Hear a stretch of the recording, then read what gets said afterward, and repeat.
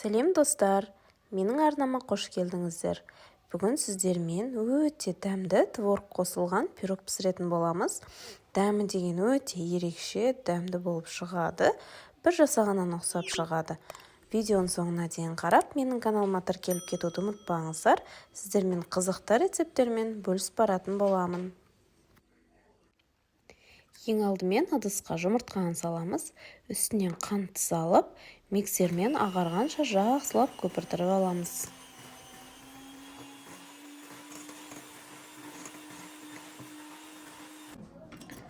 Міне осындай болып ағарып көпіріп шығады. Сосын оның үстіне сұйық майды саламыз. Сосын айранды қосатын боламыз. Айран кез келген проценттегісі жарайды. Енді барлығын жақсылап, тағы да араластырамыз. Енді оның үстіне шым-шым тұзды саламыз. Оның үстіне қопсытқышты саламыз. Ванилинді саламыз. Барлығын жақсылап араластырамыз.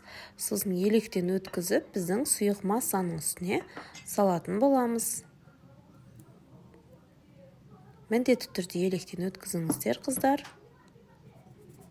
Електен өткізіп, сосын барлығын жақсылап миксермен не болмаса қасықпен де араластыруға болады. Барлығын жақсылап араластырып, қою қамыр дайындап аламыз.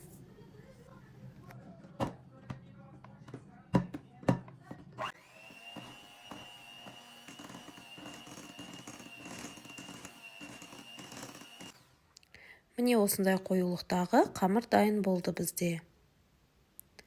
Енді қамырды бір шетке алып тұрып, біз творожный массаны дайындаймыз. Творогтың үстіне бір жұмыртқаны жағып саламыз. Үстіне қант, не болмаса қант ұнтағын саламыз. Үстіне бір қасық сметана саламыз. Сосын кукурузный крахмалды салып, блендердің көмегімен кішкене езіп араластырып аламыз.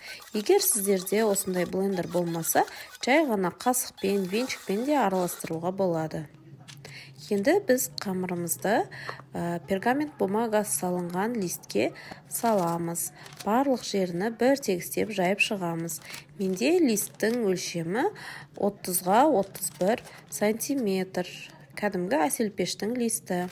Енді оның үстіне творожный массаны осындай крем жағатын қапшыққа салып, үстіне жағып шығамыз әдемілеп. Енді оның үстіне құлпынай салып шықтым мен. Сіздерде егер құлпынай болмаса, салмасаңыздар да болады. Бұл міндетті емес.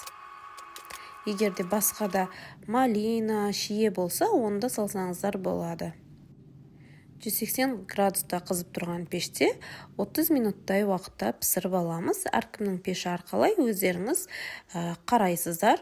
Осылайша қызарып, көтеріліп шығуы керек. Шпажканың көмегімен піскенін тексеріп алсаңыздар болады. Енді толықтай суығанша күтеміз. Сол кезде кесуге ыңғайлы болады.